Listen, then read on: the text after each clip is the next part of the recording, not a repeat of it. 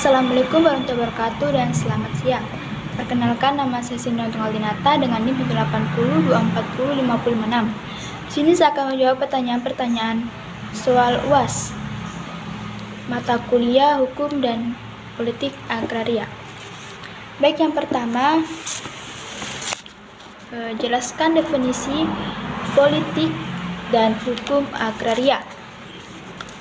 Baik, politik agraria adalah kebijakan pemerintah dalam mengatur, memelihara, memperuntukkan, mengusahakan, mengurus, dan membagi tanah untuk kepentingan kesejahteraan rakyat dan negara. Sedangkan hukum agraria adalah hukum yang mengatur hak penguasaan atas bumi, air, ruang angkasa, dan kekayaan alam yang terkandung dalamnya. Pertanyaan kedua yaitu jelaskan perbedaan antara hukum agraria adat dan hukum agraria barat. Baik, perbedaan hukum agraria barat dan hukum agraria barat yaitu hukum agraria adat yaitu kaedah-kaedah hukum yang bersumber pada hukum adat dan hak-haknya tanah yang diatur tidak didaftarkan secara tidak tertulis. Sedangkan hukum agraria barat yaitu kaedah-kaedah hukum yang bersumber pada hukum perdata barat dan tanahnya telah terdaftar secara tertulis. Selanjutnya, pertanyaan ketiga yaitu sebutkan dan jelaskan ciri-ciri pokok politik hukum agraria kolonial. Baik, adapun 4 ciri-ciri pokok politik hukum agraria kolonial yaitu yang pertama, dominasi adalah kekuasaan golongan penjajah yang mayoritas penduduk pribumi. Yang kedua, eksploitasi adalah kekayaan tanah jajahan yang diambil untuk kepentingan negara penjajah. Yang ketiga, diskriminasi, yaitu penjajah yang dianggap lebih kuat atau lebih tinggi dibandingkan penduduk pribumi. Yang keempat, dependensi, yaitu masyarakat jajahan terhadap penjajah. Baik, pertanyaan yang keempat yaitu sebutkan dan jelaskan hak-hak atas tanah barat. Baik, ada 4 hukum hak-hak atas tanah barat, yaitu hak gendong, yaitu hak penguasaan atas tanah yang tertinggi. Yang kedua, hak efpat, yaitu hak guna usaha untuk menikmati sepenuhnya tanah kepunyaan pihak lain. Yang ketiga, hak gebruk, yaitu hak pakai atas sebidang tanah perkarangan yang kepada pemiliknya hanya boleh mengambil hasil-hasilnya. Yang keempat, hak obstal, yaitu hak menumpang karang seperti gedung bangunan di atas tanah orang lain. Selanjutnya, pertanyaan nomor 5 yaitu sebutkan dan jelaskan 5 macam hak atas tanah yang Anda ketahui. Baik, yang pertama, hak milik, yaitu hak turun-temurun yang diteruskan pada ahli warisnya, serta hak tertua dan terkuat karena memiliki jangka waktu yang tidak terbatas.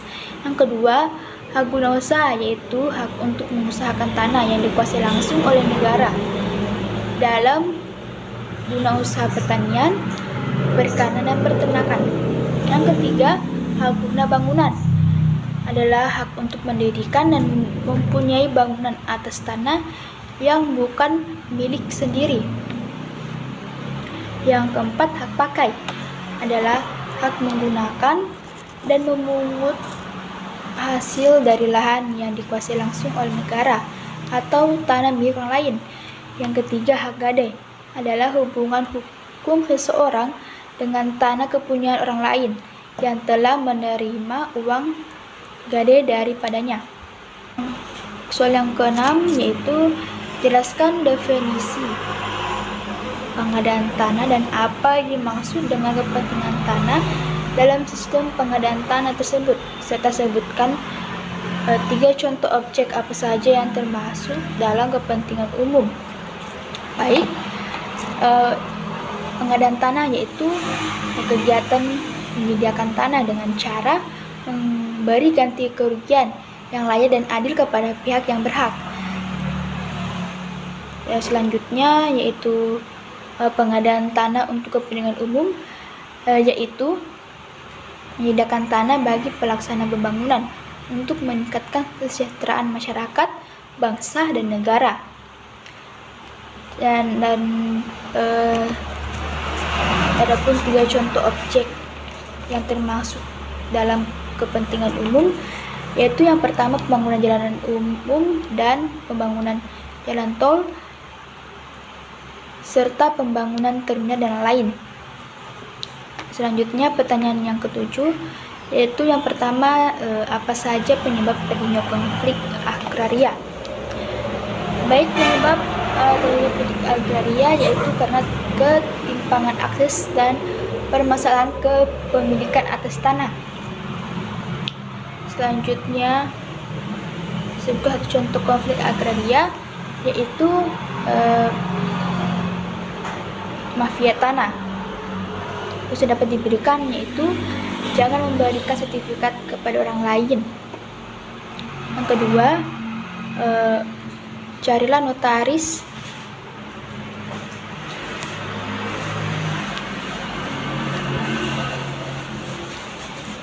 yang